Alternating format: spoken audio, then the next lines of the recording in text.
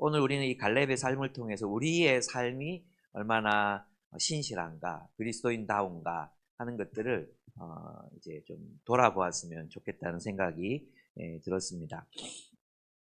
먼저 좀 짚고 넘어가야 될 게 있는데, 이제 여호수아가 이제 가나안 땅에 들어가서 땅을 분배하고 있잖아요. 여러분, 이게 무슨 의미일까요? 이건 여호수아가 자신을 이제 이렇게 정복을 했으면 당연히 누가 왕이 되어야 된다고 생각했을까요? 여호수아거든요. 그죠? 여호수아, 이거 내 땅이야. 내가 정복했어. 근데 나한테 권리를 줘. 이렇게 주장하는 게 세상 모든 군왕들이 하던 일이었거든요.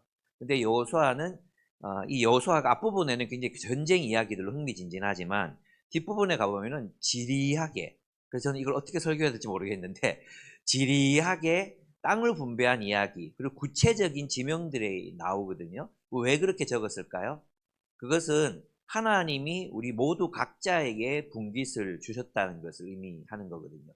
그 말은 뭐냐 하면 여호수아나 갈렙이나 이 땅을 정복하는데 혁혁한 그런 공을 세웠던 사람들이 자신의 권리를 주장하지 않았다는 것입니다. 자신의 권리를 주장하지 않고 그것을 나누어 주었다는 것. 여호수아와 갈렙의 권리 포기가 그 땅을 하나님 나라가 되게 했다는 것. 이것이 굉장히 중요합니다. 그래서 이스라엘의 전통에서는 땅의 지게를 옮기는 것이 범죄거든요. 그래서 땅을 팔면 안 돼. 하나님이 주신 거기 때문에. 그리고 그 땅을 산지든지 평지든지 해안지역이든지 그냥 나누어 주신 대로 받아서 그곳에서 자신의 분깃을 얻고 향유하는 것이 이스라엘 백성들에게 주어진 그런 사명이었다고 할 수 있습니다. 그래서 우리가 어떻게 하나님 나라를 이제 살아간다는 건 그런 의미에서 보면 권리 포기, 내가 마땅히 주장해야 될, 할 수 있는 그런 권리를 내려놓는 것에서부터 하나님 나라가 세워진다고 이야기할 수 있습니다. 이것이 바로 여호수아가 보여줬던 모범이었고 갈렙이 보여주었던 모범이었다고 할 수 있습니다. 그럼 하나님께서는 누구에게 이 분깃을 허락하셨는가 생각해보면 결국은 신실한 사람에게 이 분깃을 허락하셨다는 거예요. 오늘 이 본문의 마지막 절에 보면은 마침내 그 땅에 평화가 임하였다. 마침내 그 땅에 샬롬이 임하였다. 이건 이제 히브리어니까 바로 그대로 샬롬이 임하였다고 얘기하잖아요. 그러면 누가 천국의 샬롬을 향유하게 되는가 했을 때 그가 충성스러웠기 때문이다. 이 충성이란 말은 믿음이라는 말로도 표현될 수 있고 또 충성이라는 말로도 표현될 수 있고 의리라는 말로도 표현될 수 있잖아요. 하나님께 신실했던 사람, 하나님께 신실한 삶을 살았던 사람들이 결국은 이 분깃을 하나님 나라를 향유하게 된다는 것을 의미한다고 할 수 있습니다. 근데 우리는 있잖아요. 신실하지 않으면서 하나님 나라를 누리려고 하거든요. 하나님께 신실하게 헌신하고 하나님 나라를 구하는 삶을 살아야 되는데 이것 없이 우리는 그냥 하나님 나라를 누리고 싶어 하는 것 같아요. 오늘 이제 결국은 믿음이 없이는, 충성이 없이는, 헌신이 없이는 결코 우리는 하나님의 나라를 분깃으로 얻을 수 없다 하는 거죠. 왜냐하면 믿음이라는 말 자체가, 피스티스라는 말 자체가 충성이기 때문입니다. 결국은 하나님은 하나님께 충성스럽게 산 사람들에게 하나님의 나라를 분깃으로 허락하신다는 것입니다. 성경에서 신실한 사람, 그는 바로 갈렙이었습니다. 그는 한결같이 충성스러운 사람이었고 모든 순간 신뢰할 만한 사람이었습니다. 6절에서 9절을 보면 갈렙은 자신이 땅을 받을 만한 자격이 있다고 이제 이야기를 합니다. 뜻 보면 있잖아요. 땅을 받을 만한 자격이 제게 있어요. 그러니까 이 땅을 주세요 라고 마치 어떤 권리를 주장하는 것처럼 보이잖아요. 그런데 사실 따지고 보면 이 땅은 아무도 갖고 싶어 하지 않는 땅이었다는 걸 우리가 알 필요가 있습니다. 왜냐하면 이 땅은 여전히 그들을 두렵게 만들었던 아낙 자손들이 살고 있던 땅이었고, 그리고 견고한 성읍이라고 말하고 있잖아요. 견고한 성읍. 그러니까 갈렙이 있잖아요. 이 땅을 내게 주십시오 이렇게 말했을 때 주변에 있는 사람들은, 그분의 이 갈렙의 식구들은 저 영감쟁이가 돌았나? 지금 나이가 몇인데 이제 좀 평지를 달라 그러지, 풀 많은 땅을 달라 그러지, 하필이면 또 전쟁을 해야 된다고? 여러분 생각해 보면 갈렙이 그렇게 말할 수 있잖아요. 저 나이 많아 늙었으니 좀 쉬어야 되겠습니다.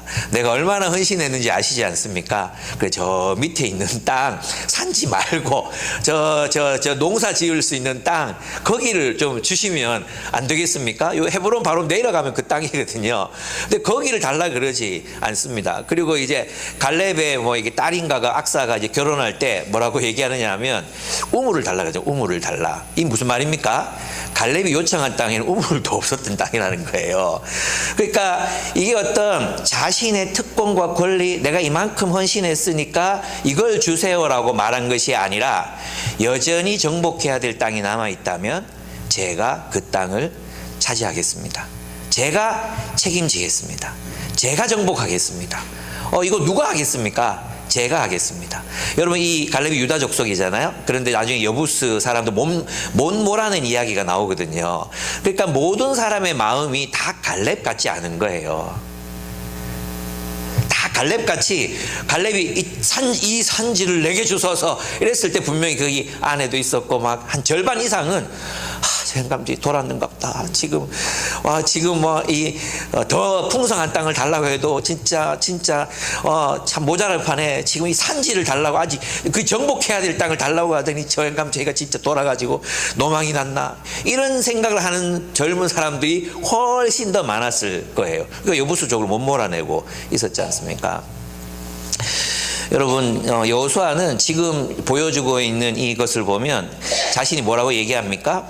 나는 신실하게 살았습니다. 나는 여호와께 충성되었습니다. 그분이 약속하신 것을 믿었습니다. 그래서 모든 정탐꾼이 나와 당신 말고는 가데스 바네아에서 전부 다 이 땅은 못 들어간다고 얘기했지만 저는 여호와 하나님에 충성했습니다. 그분이 주시겠다 약속하셨으니 우리에게 주실 것이라고 저는 믿었고 들어가자고 보고했습니다. 백성들에게 희망을 주었습니다. 그러나 나머지 10 정탐꾼들은 그들은 절망하게 만들었습니다. 결국 이 사건 때문에 결국은 40년 동안을 광야를 헤매게 되었습니다. 여호수아와 갈렙을 제외한 모든 정탐꾼들은 그 땅에 들어가는 것에 대해서 부정적인 평가를 내놓았습니다. 그 땅의 원주민들은 너무나 커서 자신들은 메뚜기 같은 존재에 불과하다고 보고합니다. 이걸 보고 이제 메뚜기 자존감이라고 하잖아요. 그리스도인들 가운데도 이것을 극복하지 못하면 우리가 현실을 바라보잖아요. 현실, 한계, 우리의 연약함, 우리의 자금 이걸 바라보면 그 하나님이 주신 땅이라고 하더라도 그것을 차지할 엄두를 내지 못하게 됩니다. 그러나 여호수아와 갈렙은 무엇을 바라보았습니까? 하나님을 바라보았습니다. 어떤 하나님이셨습니까? 애굽을 멸망시킨 하나님, 홍해를 가르신 하나님. 그 하나님을 바라보았기 때문에 자신의 한계를 넘어설 수 있었습니다. 우리는 자꾸만 하나님 나라를 생각하면서 자신의 한계를 생각합니다. 현실을 바라봅니다. 바로 열정탐꾼이 그랬습니다. 그들은 현실을 바라봤습니다. 이제 여러분 그 짤에 보면은 네덜란드 사람들이 얼마나 큰가 이런 게 나오잖아요. 우리나라 사람 189cm가 거기 갔는데 평균 키도 안 돼. 여자들이 막 180이 넘어. 지하철 섰는데 평균 키야. 우리는 난쟁이야. 내가 거기 가면 그냥 난쟁이야, 난쟁이. 그런 사람들이 막 우르르 살고 있는 그런 땅을 정복해야 된다고 하니까 열정탐꾼은 그 정복해야 될 사람들을 바라보니 현실을 바라보니 불가능하게 보였지만 갈렙과 여호수아에 뭐가 보였습니까? 그 땅이 기름지더이다. 참으로 하나님이 약속하신 땅이었습니다. 라고 고백하잖아요. 바로 그것이 갈렙이 가졌던 어떤 신앙, 믿음이었던 거죠. 결국 누가 하나님의 나라를 차지합니까? 현실이 아니라 하나님의 크심.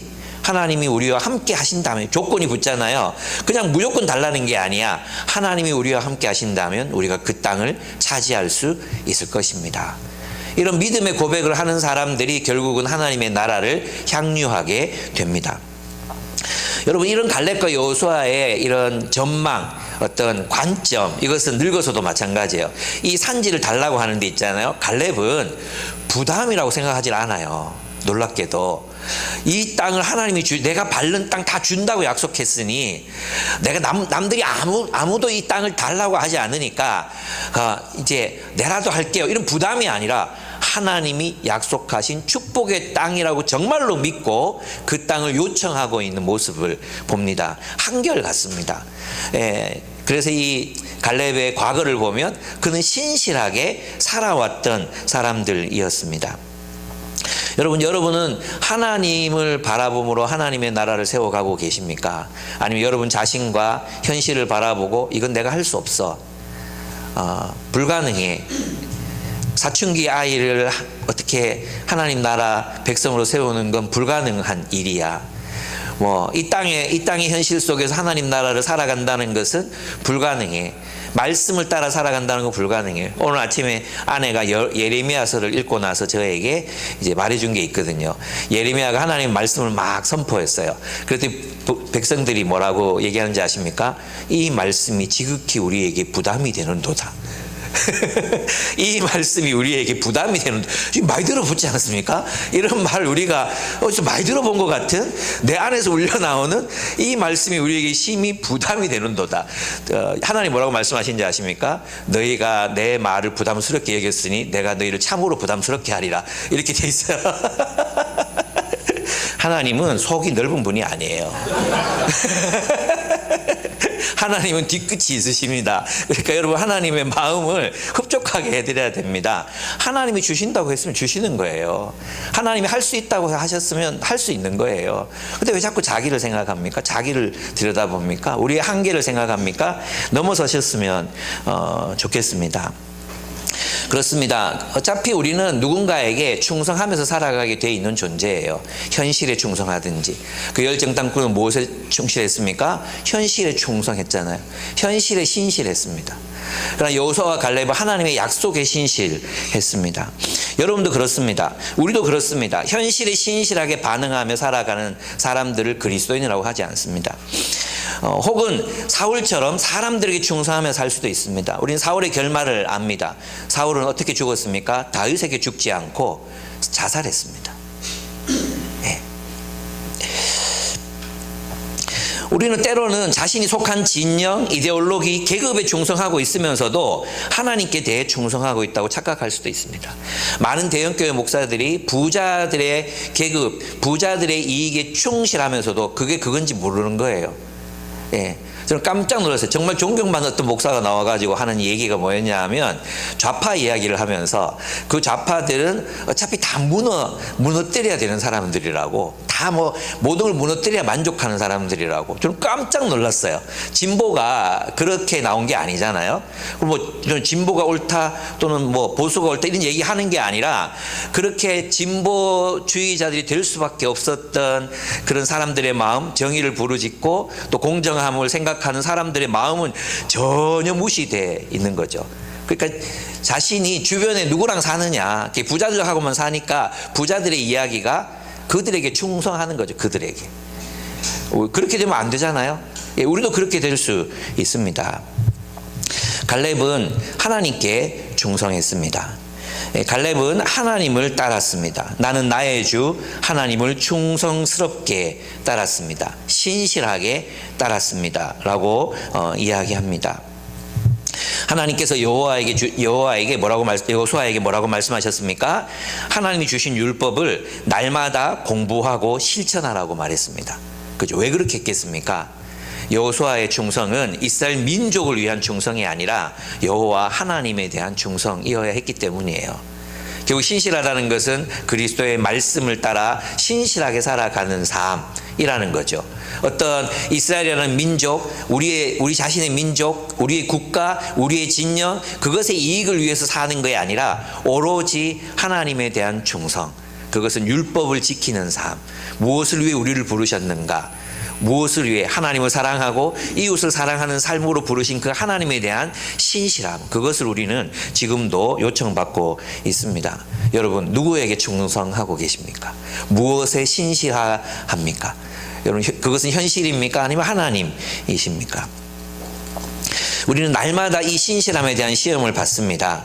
하나님의 말씀을 따르는 것과 나의 본성을 따르는 그런 선택 사이에서 손해를 보면서도 약속을 지키는 삶, 이익을 따라 신의를 저버리지 않는 삶, 정의와 불의 사이에서 내게 불리하더라도 정의를 선택하는 삶, 공연히 의인이 오해를 받아 고립되고 있는 상황에서 신의를 지키며 살지 다수를 따라 살지 사이에서 신실하게 살아가는 삶, 그것이 그리스도인이 선택해야 되는 사람이라고 할 수 있습니다.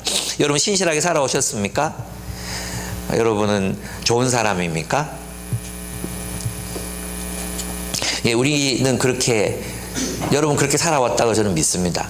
여러분 정말 신실하게 하나님을 선택했고 또 여러분 누군가의 곁에서 또한 신실한 삶을 살아오셨다고 생각해요. 앞으로도 우리가 그렇게 살았으면 좋겠습니다. 두 번째는 지금 그렇게 살고 있는가 하는 것입니다. 오늘 아침에 이제 다윗 산지 한 자매가 이번 주는 제가 설도 있고 이래가지고 그 BSM 하라고 얘기를 안 했거든요. 근데 이제 성실하게 보내는 이제 형제와 자매가 있어요. 그래서 보내왔는데 거기 그렇게 써놨더라고요. 결국 끝에 가서 믿음을 버리면 아무것도 아니다. 이렇게 써놨더라고요. 정말 감동이 됐어요. 예, 맞지. 지금 안 믿고 있으면 아무것도 아닌 거예요. 이렇게 C.S. 루이스 얘기를 제가 천국과 지옥의 이혼 설 예배 때 같이 나눴잖아요. 거기도 똑같은 말이 나오거든요. 내가 지금 천국을 살고 있다면 과거의 실패, 과거의 고통스러운 삶이 천국의 희열로 바뀌지만 내가 지금 지옥을 살고 있다면, 그러니까 하나님이 계시지 않은 그 세계를 살고 있다면 과거의 나의 성공, 과거의 나의 기쁨, 과거의 나의 자랑거리가 지옥의 저주, 지옥의 고통 가운데 있을 거라고 그렇게 쓰고 있거든요. 정말 그 말이 맞다는 생각이 들었어요. 결국 우리는 끝까지 신실해야 합니다. 지금도 신실해야 하고요. 미래에도 신실해야 한다는 것입니다. 갈렙은 모세를 통해 하나님께서 말씀하신 약속을 붙들고 살았습니다. 그날에 모세가 맹세하여 이르되 네가 내 하나님 여호와께 충성하였은즉 네 발로 밟는 땅은 영원히 너와 내 자손이 기업이 되리라 하였나이다. 이 약속을 언제 받았습니까? 45년 전에 받았습니다. 45년 전에. 이걸 기억하고 있습니다. 왜요? 하나님이 주신다고 했으니까요. 여러분 나이가 85세쯤 되면 안 주시는갑다. 약속이 바뀌는갑다. 이렇게 생각해 45년이죠. 45년이. 그런데 갈렙은 이 약속, 하나님은 신실하신 분이시기 때문에 이것을 우리에게 유업으로 주실 것이라는 약속을 붙들고 살았다는 거죠. 그날에 모세가 맹세하여 이르되 네가 내 하나님 여호와께 충성하였은즉 네 발로 밟는 땅은 영원히 너와 내 자손의 기업이 되리라 하였나이다. 이 약속 붙들고 45년을 또 더 살아갔던 것입니다. 모세를 통해 약속하셨기 때문에 그런 날마다 하나님께서 약속하신 그 땅을 바라보며 살았습니다. 그는 지금이라도 전쟁에 참여할 수 있는 정신력과 신체 능력을 가지고 있다고 말하고 있습니다. 가장 부러운 지점입니다.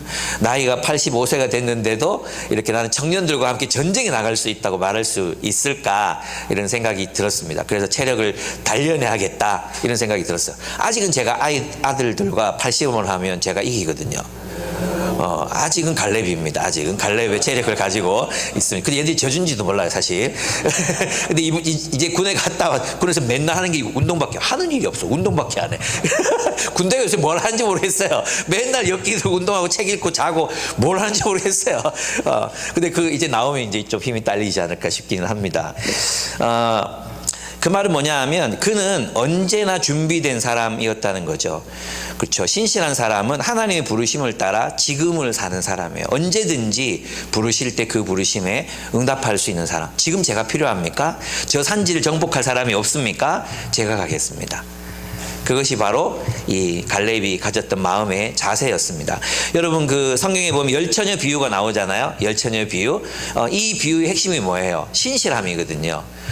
언제 주님이 다시 오셔도 항상 준비되어 있어야 된다는 거거든요. 항상 준비되어 있는 사람.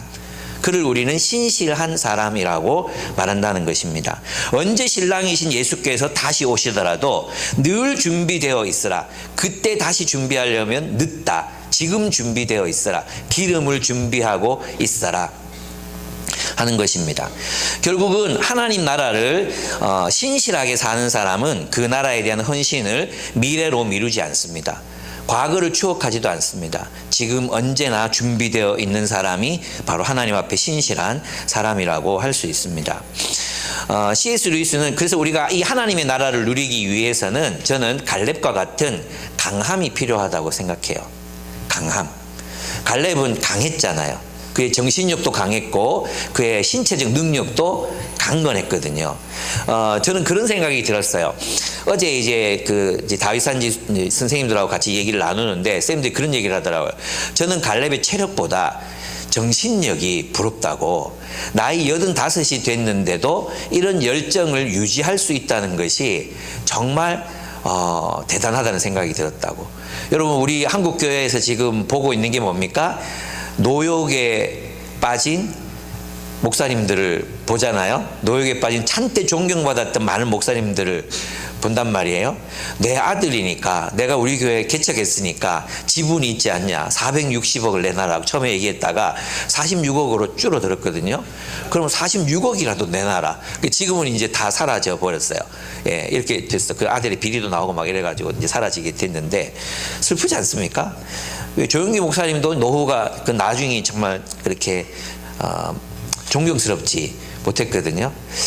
그게 아쉬워요. 그러니까 우리의 정신이 부패하지 않고 85이 됐는데도 지금이라도 부르시면, 지금이라도 부르시면이 아니라 당장 싸울 준비가 되어 있는 그런 정신력, 어떤 마음의 열정, 이것은 마음이 강건한 사람들이 할 수 있는 결정이라는 생각이 저는 들었어요. 여러분, 저는 있잖아요. 여러분이 나이가 들면 성숙해 가는 것 같죠? 나이가 들면 노인의 지혜를 가지게 된다고 사람들이 생각하잖아요. 아니에요. 예, 제가 늙어가 보니까 그건 정말 부단한 노력이 있어야지만 성숙한 마음을 가질 수 있어요. 예. 노인이 되면요, 잘 삐집니다. 저도 요즘 느끼는 건데요, 마음에서 뭘 털어내는 게 자꾸 힘들어져요. 뇌회로가 이렇게 형성이 돼서 그런지 옛날에는 쉽게 털어내던 것들이 이제는 자꾸 마음에 남아가지고 이게 나를 괴롭히는 거예요. 예, 나를 막 괴롭혀. 이거 어떡하지? 근데 이제 방법을 찾았어요. 이걸 자꾸 묵상하면 안 돼. 그래서 너희가 은혜 가운데 강하라 말씀하시잖아요. 우리를 강하게 하는 거는요, 체력 단련도 우리 물론 체력은 기본이야. 체력이 약해지면 마음도 다 약해져. 어떻게든 집에 뭐 몇 개라도 갖다 놓고 이렇게 힘을 길러야, 근육을 길러야 돼. 근데 마음의 근육도 길러야 돼요. 근데 마음의 근육 어떻게 길러지느냐? 하나님의 은혜 안에서 강하라 그랬거든요. 하나님의 은혜 안에서 강하다는 말은 뭐냐 하면 우리가 센 사람이 되는 걸 말하는 게 아니에요. 자신의 연약성을 인정하는 사람이 되라는 거예요. 놀랍죠? 여러분, 자신의 연약함을 인정하는 사람이 되는 게 강함의 기본이에요. 그리고 자신의 연약함을 인정하고 누구를 의지하라는 거예요? 하나님을 의지하라는 거예요. 네가 연약하니까 그 연약함을 바라보고 머물러 있지 말고 하나님의 은혜를 힘입어 일어나서 네 할 일을 하라. 이게 뭡니까? 이게 바로 강함이라는 거죠. 그래서 강한 사람들은요, 그저 센 사람이 아니라 자신의 vulnerability, 이 발음을 어떻게 하는지 아직도 모르겠어요. 예, 자신의 연약성, 그것을 인정한 사람들, 그걸 인정하고 하나님을 의지하는 사람들이 진짜 강한 삶을 살아갈 수 있어요. 왜냐하면 자신의 약점을 알고 자신의 연약함을 알고 자신의 부족함을 알기 때문에 하나님의 은혜를 의지해서 하나하나 순종해 갈 수밖에 없잖아요. 예, 그런 사람이 강해지게 돼 있는 것 같아요. 제 마음에도 있잖아요. 이제 여러 슬픔을 겪은 사람들이 있었는데, 제 마음에도 있잖아요. 이렇게 몰아내고 싶은데 이 나를 계속해서 붙들고 있는 어떤 감정이 있거든요. 이게 나를 우울하게 만들거든요. 근데 이 감정이 나를 지배해 버리면 나는 지는 거잖아요. 근데 뭐가 있었냐 하면 이 감정을, 나를 약하게 만드는 이 나의 경험과 감정을 약해지게 만드는 방법은 다른 긍정적인 경험을 강하게 만드는 거죠. 예. 내게 어떤 분이 우울증 약을 먹고 있거든요. 그런데 나아지는 것 같지 않은데 나아진다고 믿어야겠죠? 이렇게 얘기를 했어요. 근데 그게 아니라 어쩌면 너의 우울한 감정을 평생 버리지 못할 수도 있어. 진짜로. 이게 브랜든인가? 제가 성함은 정확하게 기억 안 나요. 브랜든인가 하는 사람이 있었거든요. 근데 이 사람이 그 교통사고를 당해요. 원래 원체 낙천적이고 쾌활하던 사람이었는데 교통사고를 당하고 나서 뇌를 다친 거예요. 그래서 디폴트 값이 우울감이에요. 우울감. 그 뇌를 다쳤는데 하필이면 늘 자살 충동과 우울감에 시달리는 그 부분을 다친 거예요. 그래가지고 회복이 안 되는 거야. 근데 이분이 선택한 게 뭐냐 하면 이 우울한 감정에 집중하지 않고 해야 될 일, 자신의 인생을 기쁘게 하는 일, 즐거운 일, 하나님이 우리의 삶에 허락하신 긍정적인 경험들, 그것에 초점을 맞추기 시작했어요. 그러다 보면 이 우울감의 크기는 그대로 있지만 나머지 이 부분 있죠. 이 부분이 커지는 거예요. 커져요. 그래가지고 이것이 작아지는 거죠. 실제로 작아진 게 아니라 내 삶을 행복하게 만들어주는 이 부분이 훨씬 크기 때문에 이 우울감이 작아지는 거예요. 저도 옛날 같으면 나를 우울하게 만드는 이 감정이 집중하잖아요. 자꾸만 이걸 생각하잖아요. 이게 자꾸 커져서 나를 지배하게 되더라고. 그냥 얘는 나랑 같이 사는 거야. 내 마음에서 떠나지 않는 그런 감정이 있거든요. 이 새끼 개새끼 그때 왜 그래가지고 진짜 그런 마음이 드는 사람들이 있거든요. 예. 근데 여기에 집중하지. 그것이 나의 실패감, 나의 좌절감, 나의 모든 그런 것들을 다 블랙홀처럼 흡수할 수 있는데 그렇게 하지 않는 거죠. 네. 내가 지금 만나는 사람, 아이들에게서 일어나는 새로운 변화, 우리 이제 초반에 이제 청소년 모임을 하는데 교사들이 제가 애들이 좀 변했냐 이렇게 얘기하면 우리 다 이제 그 대구대만의 그 독특한 그 어떤 정서가 있거든요. 대구대 IBF 출신의 정서들이 있거든요. 그게 뭐냐 하면 애들이 변하겠어요? 약간 이런 거예요. 대구대 출신들 완벽주의가 많아요. 완벽주의. 맞아요. 대구 출신 완벽주의가 많거든요. 예. 현주는 아닌 것 같나? 그래가지고 하면 이제 완벽하게 안 되면 다 안 됐다고 생각하는 거예요. 그래 애들이 변하겠어요? 이렇게 얘기하는 거예요. 저 깜짝 놀랐어요. 안 변할 거면 니들이 여기 왜 와 있는데 뭐라고 일을 하는데. 그래서 제가 그들에게 주문했던 게 있어요. 그걸 기억하고 있더라고요. 어제 얘기 나누는데 하나님이 황무지에 새싹 하나를 틔웠어. 보이겠어 그게? 뭘 보느냐의 문제야. 하나님이 그 황량한 황무지에 새싹 하나 틔웠으면 그걸 보라고. 아직도 황무지가 얼마나 넓은데 이게 크겠어요. 그럼 사역을 왜 하는데? 그래서 그 다음부터 제가 계속해서 질문했던 게 뭐냐 하면 하나님이 그들의 삶에 어떻게 역사하고 계시는지, 어떤 싹을 틔우고 계신지 그것에 집중하라고. 그걸 보라고. 그리고 그걸 확대해가지고 보라고. 그러면 온통 새싹뿐일 거라고. 그죠? 그랬더니 그걸 보기 시작한 거예요. 그러니까 있잖아요. 지금 이제 1, 2년 지났잖아요. 아이들에게서 그런 작은 변화들, 지금도 부정적인 것만 얘기하면 애들은 그냥 양아치들이에요. 진짜 양아치 싸가지도 없고 하여튼 인사도 할 줄 모르고. 우리가 부정적인 거 보면 그래요. 아직도 황무지예요. 황무지. 근데 애들 안에서 분명히 변화가 일어나고 있거든요. 하나님을 찾고, 그리고 글씨체도 좀 단정해지고, 그리고 두 줄 쓰고 이런 거 있잖아요. 예, 여전히 BSM 하는 거 싫어하고 언제 끝나요? 언제 끝나는데? 네가 끝나면 끝나는 거라고. 그냥 하라고. 근데도 언제 끝나요? 맨날 그런 소리 하거든요. 여기 보니까 적어놨더라고. 언제 끝나요? 계속 묻는 사람들 힘들다. 그것 때문에 힘들다고 저기 적어놨더라고요. 똑같아요. 그런데 아이들 안에 일어나고 있는 그 변화, 이것을 포커싱하고 줌으로 늘려가지고 보면 온통 새싹들 뿐인 세상이 되는 거죠. 저는 우리가 이런 법을 배워야 된다고 생각해요. 우리 안에 정말 하나님이 일으키시고 계시는 그 일. 저는 갈렙이 바로 그런 관점을 가진 사람이 아니었을까. 하나님이 주셨잖아. 하나님이 주신다고 했잖아. 우리 요단도 건넜잖아. 이제 남은 게 뭐 있겠어. 하나님이 함께 하신다면 이 산지도 내게 주실 거라고 믿고 살아가는 거죠. 그래서 여러분 안에 만약 우울감이라든지 이런 게 있을 수 있어요. 그죠? 이런 게 있을 때 이걸 몰아내려고 애쓰지 마세요. 그냥 걔는 여러분하고 살아야 돼. 평생 동안 약 먹어도 이 우울감은 치유 안 될 수도 있어요. 그럼 해결해야 되는 게 뭐예요? 예, 내 안에 긍정적이고 밝고 열매 맺는 그런 일들이 더 초점을 맞추고 이 세계를 더 키워 가는 수밖에 없습니다. 같이 살아야죠. 어떡하겠습니까? 예. 저는 여러분들이 그런 인생을 살게 되셨으면 좋겠습니다. 네. 예, 현실은 항상 우리의 주의력을 빼앗고 우리의 헌신을 요구합니다. 그리고 자꾸만 되지 않는 것, 안 되고 있는 것, 이것들을 바라보게 안 될 수밖에 없는 이유들을 찾게 합니다. 그러나 우리는 신실한 현존으로 하나님의 나라를 살아내야 합니다. 갈렙에게 네 발로 밟는 땅은 영원히 너와 너의 자손의 기업이 되리라고 하신 약속, 그 약속을 붙들고 약속하신 땅을 정복하는 삶을 지금 여기에서 살아가야 한다는 뜻입니다. 갈렙에게는 하나님이 다 이루어 주신 후에 주실 것이라고 생각하는 안일함도 없었습니다. 자기 가족과 자기 집안을 일으킨 뒤에 하나님의 나라를 구하며 살겠다는 마음도 없었습니다. 그는 지금 여기에서 하나님 나라를 위한 전투에 임하며 살았습니다.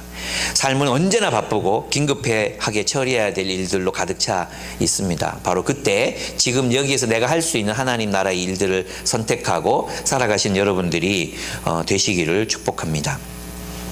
이제 12절에 15절입니다. 이제 신실하게 살 것인가의 문제입니다. 미래에 대한 거죠. 과거 나는 신실하게 살았나? 지금 나는 신실하게 살아가고 있나? 앞으로 신실하게 살 것인가?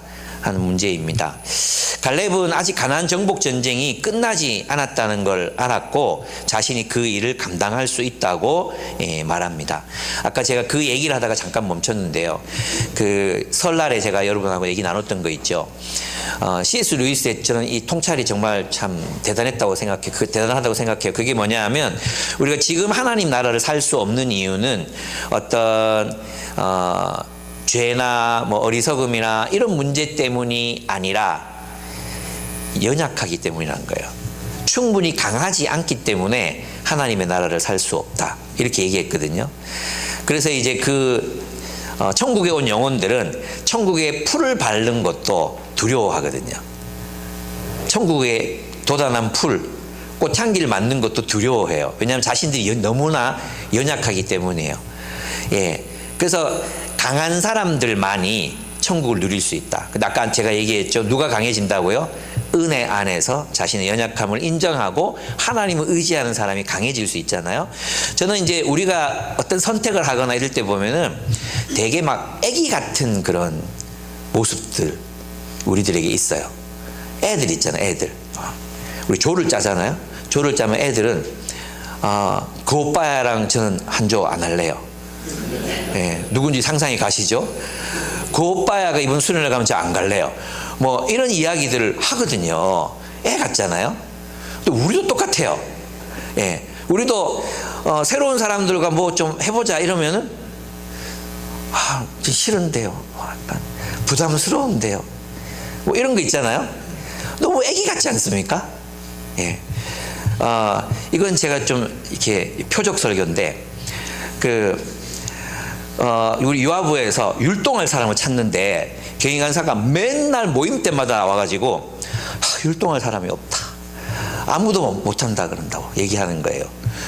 아니 그 율동 어렵나? 한 달씩 돌아가면 하면 안 돼? 그럼 4번밖에 안 되는데? 이렇게 얘기하니까 그게 너무너무 부담스러워서 못하겠다는 거예요. 그래서 제가 진짜요, 내가 할까? 정말 그런 생각이 들었다니까요. 아무나 하면 되지. 그리고 애들 앞에서 하는 건데, 어때요? 하면 되지. 그렇게 부끄럽습니까? 그렇게 쪽팔립니까? 그렇게 못하겠습니까? 그 애기 같다는 생각 안 듭니까? 예? 다 이유가 있지. 예. 여호와의 말씀이 우리에게 심히 부담스럽다. 내가 너희를 부담스럽게 하리라. 여러분 그렇게 안 되려면 그냥 좀 이렇게 해봤어. 이 갈렙처럼 좀 해봤으면 좋겠어요. 예. 갈렙은 어떤 선택을 합니까? 이 산지를 내게 주소서. 이 감동적인 말 같잖아요. 이 평야를 내게 주소서. 이 목초지를 내게 주소서.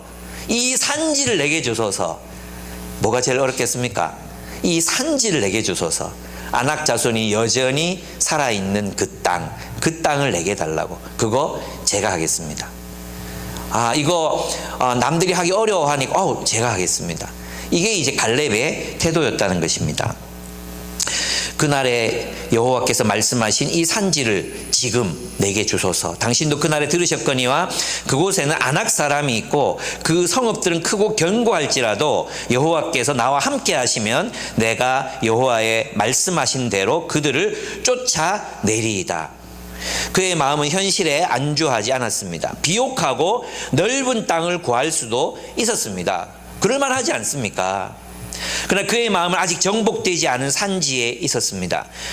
아직 정복되지 않은 산지, 아직 하나님께서 하라고 하신 명령인데 이루지 못한 소명, 아직도 부족해 보이는 영역, 누군가는 해야 되는 그 번거롭고 그 참 손이 많이 가고 귀찮고 때로는 목숨의 위협을 받는 그런 일, 제가 하겠습니다. 이 산지를 내게 주소서. 그 일은 제가 하겠습니다. 이것이 갈렙의 신실함이었습니다. 그는 젊었을 때나 늙었을 때 한결같이 하나님께 충성된 모습을 보이고 있습니다. 바로 이것이 갈렙의 신실함입니다. 얼마나 멋진 사람입니까? 여러분, 갈렙이 이러한 선택은 하나님이 보셨을 때 어떤 마음이었을까요? 진짜 좋았을 것 같아요. 갈렙, 와, 얼마나 이 갈렙을 생각하면 정말 너무 멋있는 것 같아요. 정말 막 하나님 앞에서 신실함으로 무엇을 원하시든지 제가 하겠습니다. 이런 어떤 태도잖아요. 좀 너무 멋지다. 제가 자주 얘기 드리지만 제 생일 때 누가 해리 간사가 컵을 2개 선물했거든요. 목사님은 좋겠다. 우리가 제자라서. 예. 우리가 제자라서. 저는 그 컵이 지금도 너무 감동적이어서 안 쓰고 저기다 올려놨거든요. 목사님은 좋겠다. 우리가 제자라서. 하나님은 좋겠다. 갈렙이 백성이라서. 또는 갈렙이 동력자라서. 그런 여러분이 되셨으면 좋겠어요. 하나님 참 좋겠다. 유복이가 목사라서. 이런 게 있잖아요. 여러분이 그런 인생을 사셨으면 좋겠습니다. 그런데 있잖아요. 생각해보면 하나님 앞에서 이렇게 신실하게 하나님 마음을 기쁘게 하기도 했지만 여호수아 입장에서 생각해보면 갈렙이 얼마나 또 힘이 됐을까요? 여호수아에게도 저 산지를 누가 쳐야 되는데 여호수아도 나이가 이제 거의 비슷할 거 아니에요? 조금 적거나 조금 많거나 이럴 텐데 그러면 저 산지를 누군가에게 부탁을 해야 되잖아. 근데 그때 탁 나서가지고 이 산지를 내게 주소서. 이건 나의 부담이 아니라 나의 유업입니다. 이 산지를 갖는 것은 내게 부담이 아니라 내게 주신 분복입니다. 내게 주신 분깃입니다. 그것을 나에게 주십시오. 아무도 하고 싶어 하지 않는, 아무도 정복하고 싶어 하지 않는 저 땅을 제가 차지하겠습니다. 제가 가지겠습니다. 예. 이것이 갈렙이 가졌던 마음이었습니다. 여호수아에게도 얼마나 큰 힘이 되었겠습니까? 여러분, 오직 하나님께 신실한 사람들은요, 우리가 서로에게 신실할 수 있습니다. 우리는 하나님께만이 아니라 서로에게도 신실한 사람이 되어 주어야 합니다. 그래서 여러분들에게 누구는 좋겠다. 누가 친구라서. 누구는 좋겠다. 네 옆에 누가 있어서. 이런 이야기를 들을 수 있는 그런 사람. 우리는 되고 있는가요? 저는 이제 저는 주변에 그런 사람도 있다고 생각해요. 근데 신흥종 간사를 볼 때마다, 신흥종 목사를 우리 경쟁업체 신흥종 간사를 볼 때마다 어떤 생각이 드느냐 하면 그 옆에 2명 정도 진짜 충성하고 헌신하는 사람들이 있거든요. 보면 정의동 간사 옆에 있거든요. 저는 이제 가끔씩 그런 생각이 들어요. 왜 저 사람 옆에 저 사람이 끝까지 있지? 아닌 것 같은데. 농담. 그런 마음이 들 때가 있거든요. 그래서 저는 신흥종 목사 볼 때마다 응종 목사는 참 좋겠다. 희동 간사 같은 사람이 있어서 이런 마음이 들거든요. 저도 누군가에게 그런 사람이 되고 싶어요. 누구는 좋겠다. 김주복 목사가 그 교회 목사라서 그 사람과 친해서 그런 그런 말을 듣게 하는 사람, 그게 바로 저는 그리스도인이라고 생각하거든요. 저는 이제 의리라는 말이 조폭들의 전유물이 됐잖아요. 조폭들, 조폭하면 의리, 실제로 조폭 의리가 없거든요. 우리 집이 이제 나이트클럽, 옛날에 카바레 이런 거 있었잖아요. 그 카바레가 이제 조폭이 운영하는 거였는데 얄짤없더라고요. 힘 있는 놈이 나타나서 다 부시고 다 뺏어갔어요. 근데 막 내가 한 게 얼만데 그러면서 그 아저씨 나와서 막 울고 하는 거 저희가 봤거든요. 그러고 나서 이 카바레가 없어졌어. 밤마다 시끄러워 잠도 못 자고 그랬는데 이게 없어졌어. 그래가지고 잘 됐다 이렇게 생각했는데 의리 없어요. 근데 있잖아요. 정말 그리스도인들은 누구냐? 하나님 앞에서 신실하기 때문에 사람들과의 관계에서도 신실할 수 있는 사람을 그리스도인이라고 하는 겁니다. 신실할 수 있는 사람, 끝까지 그 곁을 지키는 사람, 그리고 그의 부담과 힘, 부담과 어떤 번거로움과 이것을 내가 할게. 사실 여호수아에게 가가지고 하는 말이 뭐예요? 내가 할게. 40년 친구잖아요. 40년. 그 전부터 친구였겠죠. 45년 친구. 그거 내가 할게. 걱정하지 마라. 내가 그 산지는 내가 정복할 테니까. 근데 그 말도 있잖아요. 어떻게 합니까? 이 산지를 하나님이 나에게 주신 유업이라고. 정말로 그렇게 믿었을 거예요. 그리고 함께 나아갑니다. 저는 여러분이 그런 사람이 되셨으면 좋겠습니다. 정직하고 충성스러우며 믿을 만한 사람이 되어야 합니다. 그리스도인은 신실한 사람입니다. 왜 우리가 신실해야 합니까? 우리가 섬기는 하나님이 바로 그런 분이시기 때문입니다. 하나님은 자기 백성에게 한결같으셨던 분이셨습니다. 여러분 출애굽기 25장을 보면 정말 감동적인 장면이 나오잖아요. 하나님께서 이들은 목이 곧은 백성이라 내가 이 얘들하고 같이 못 가겠다. 얘들하고 같이 가다가는 얘들을 충돌해서 얘들을 그냥 다 죽여버릴 수도 있겠다. 못 가겠다고 얘기하거든요. 근데 모세가 설득하잖아요. 그러면 하나님의 영광, 하나님이 우리를 선택했다는 그것은 다 어디로 갑니까? 안 됩니다. 막 설득을 해요. 그리고 나서 마지막 설득이 뭐냐 하면 이거였어요. 이 백성은 끝까지 목이 곧을 것입니다 라는 거예요. 이 백성은 끝까지 목이 곧을 것입니다. 그래도 하나님은 우리와 함께 가셔야 합니다. 하나님이 설득당하십니다. 그리고 나서 제일 마지막 절이 뭐냐 하면 이거예요. 그들이 목이 곧은 백성이므로 여호와 하나님께서 그들과 함께 하시기로 하셨다는 거예요. 함께 가기를 결정했다는 거예요. 그리고 나서 그 다음 장이 26장이 뭐 어떻게 시작되냐 하면 하나님이 그들에게 율법을 다시 주십니다. 그리고 율법을 다시 설명합니다. 무슨 말입니까? 새롭게 언약을 갱신하는 거예요. 갱신. 근데 앞에 있는 언약을 그대로 갱신하는 게 아니라 대상이 달라진 거예요. 어떠냐 하면 끝까지 완고하더라도 나는 이들과 함께 끝까지 가겠다. 그 신실함을 지금도 지키고 계신 것입니다. 그리고 여호수아 시대도 지켰지만 지금 우리와도 함께 지키고 계신 것입니다. 하나님은 신실하신 하나님이십니다. 하나님은 의리가 있으신 하나님이십니다. 그래서 세상 사람들이 그리스도인으로 볼 때 그리스도인 어떤 사람이냐 이렇게 물었을 때 그리스도인들은 신실한 사람입니다. 좋은 사람입니다. 그들은 우리를 이용하지 않습니다. 그들에게는 거짓이 없습니다. 그들은 항상 선한 것을 선택합니다. 저 사람들은 내가 없을 때 내 뒤에서 뒷담화하지 않을 사람들입니다. 저들은 진실한 사람들이고 신실하며 의리가 있는 사람들입니다. 저들은 내가 무너졌을 때 그 곁을 지키는 사람입니다. 그것이 그리스도인의 표지가 되어야 합니다. 왜? 하나님께서 그런 분이시기 때문입니다. 하나님께서 그런 존재이시기 때문에 우리는 하나님의 백성이기 때문에 그 신실함으로 살아가야 합니다. 그러나 오늘 우리 교회는 이런 신뢰를 받지 못한다는 것이 너무 슬픈 일이라고 생각합니다. 우리가 이것을 다시 작지만 우리라도 그런 이야기를 들으며 살았으면 좋겠어요.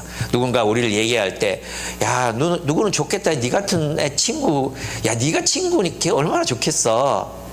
야, 네가 직장 상사라서 직원들 얼마나 좋겠어. 야, 진짜 복 받았다.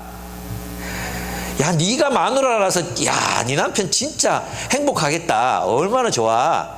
이런 이야기를 듣는 신실함, 그것이 우리의 표지가 되었으면 좋겠습니다. 그렇습니다. 그러면 결국 우리가 차지해야 될 우리의 분깃이 무엇이겠습니까? 그렇다는 생각이, 내가 얻고 싶은 분깃이 무엇이라고 생각하십니까? 여러분, 하나님이 땅을 나누어 주시잖아요. 그죠? 그래서 저희가 이제 이름을 산지라고 지었잖아요. 숲, 산지. 정말 성경적인 이름입니다. 그죠? 산지예요, 산지. 이게 이 산지들이 우리의 분깃이죠. 우리의 분깃. 이 산지 공동체들이 다 어떻게 해요? 하나님 나라로 세워지는 것, 천국 같은 공동체로 세워지는 것, 이게 우리의 분깃이죠. 예. 그래서 이 공동체 자체를 상급으로 얻는 것, 이 공동체 자체가 보상이 되는 삶, 그게 우리 그리스도인들이 누려야 할 분깃이라는 생각이 들었어요.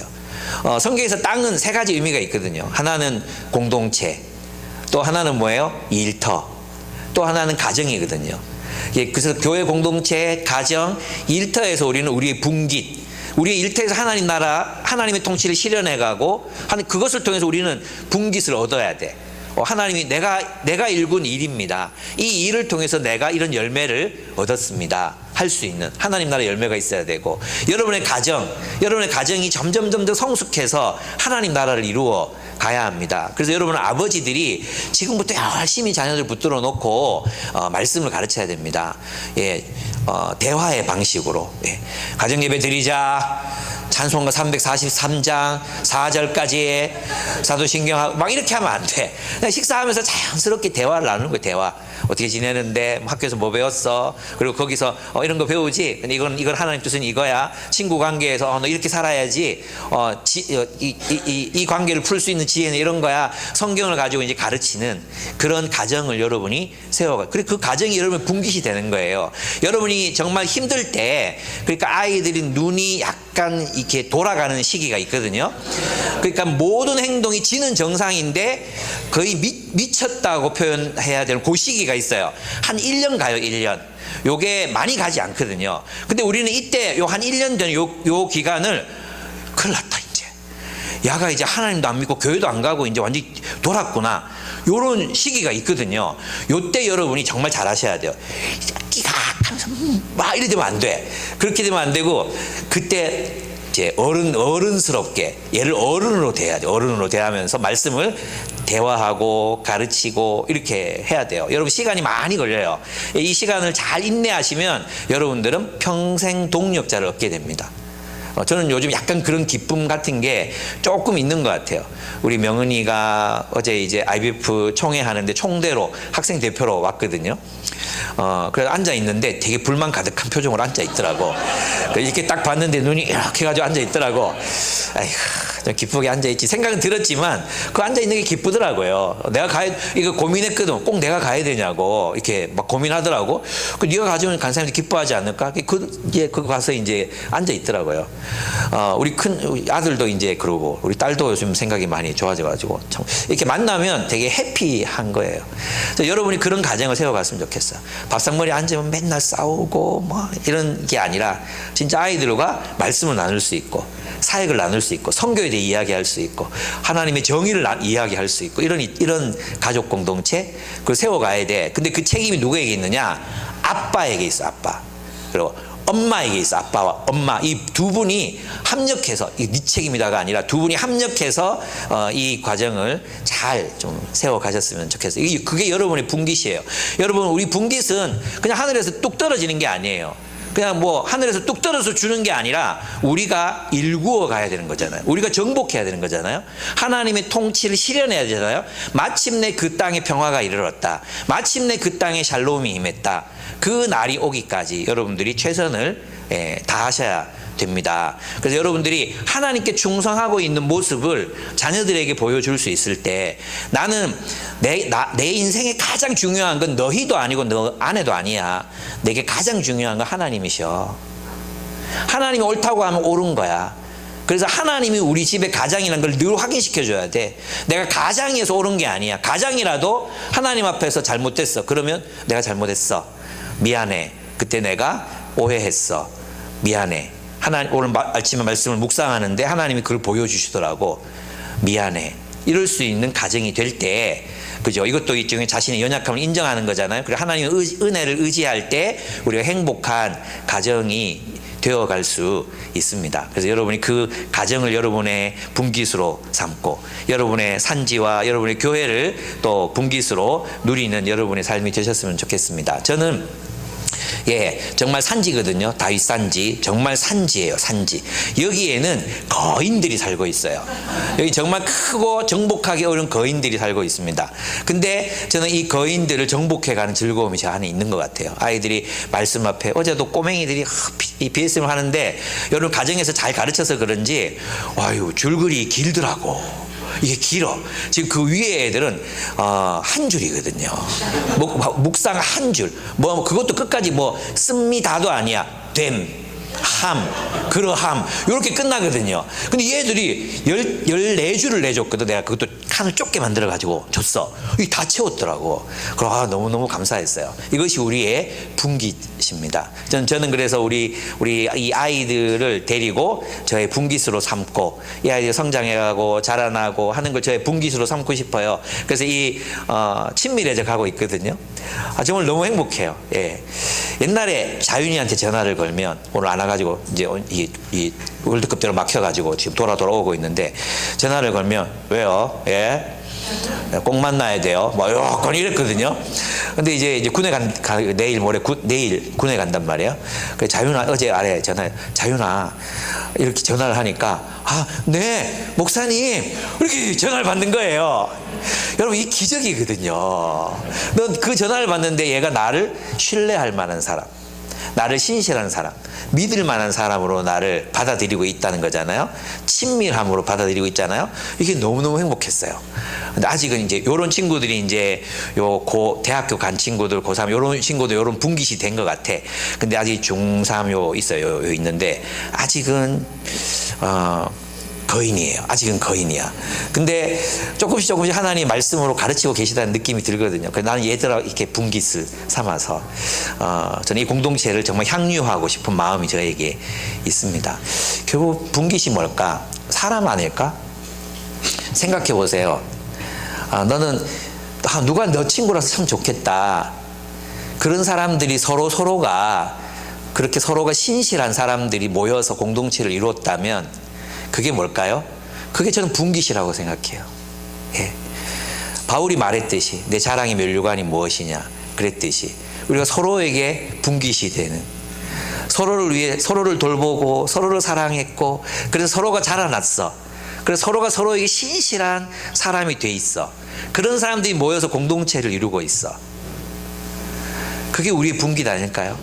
그럼 세상에서 아무리 헌신해봤자 기업에 헌신하고 뭐 사업에 헌신하고 그 사업체가 자기를 돌봐줍니까? 그때뿐이거든요. 결국 다 은퇴하잖아요. 그죠? 은퇴하고 나면 사람 만납니까? 안 만나요. 그때 뭐 했던 사람들 여러분 책임집니까? 절대로 그렇지 않습니다. 우리가 정말 하나님 나라 백성으로 서로가 신실하게 곁에 있어주는 그런 존재로 하나님의 분깃이 되어주시기를 바랍니다. 우리 함께 기도하겠습니다. 나는 무엇에 신실한 사람인가? 나는 누구에게 신실한 사람인가? 나는 신실하게 살고 있는가? 우리 주님 앞에 고백하면 저는 그렇거든요. 이 갈렙이 나는 신실하게 살았습니다. 그러하니 이 산지를 내게 주십시오. 이렇게 요청하는 거잖아요. 저도 이런 요청을 드릴 수 있다고 생각해요, 여러분들이. 하나님, 나는 신실하게 당신 곁을 지켰습니다. 내 분깃을 허락해 주십시오. 내 수고가 헛되지 않게 해 주십시오. 열매를 맺게 해 주십시오. 샬롬을 허락해 주십시오. 내가 하는 일, 내 일터에서 하나님의 뜻대로 정말 성실하게 사람들을 섬겼습니다. 열심히 일했습니다. 내 분깃을 허락해 주십시오. 내 아이들을 위해서, 우리 가정을 위해서 내가 최선을 다했습니다. 하나님, 지금 비록 어쩌면 잘 세워지지 않는 것 같고 실패하고 있는 것 같아 보이지만 하나님, 나의 분깃을 허락해 주십시오. 이 공동체를 지키기 위해서 정말 애쓰고 수고했습니다. 내 마음에 남은 것이 상처밖에 없습니다. 그러나 나에게 분깃을 허락해 주십시오. 하고 하나님 나라를 구하는 삶을 살아야 되는데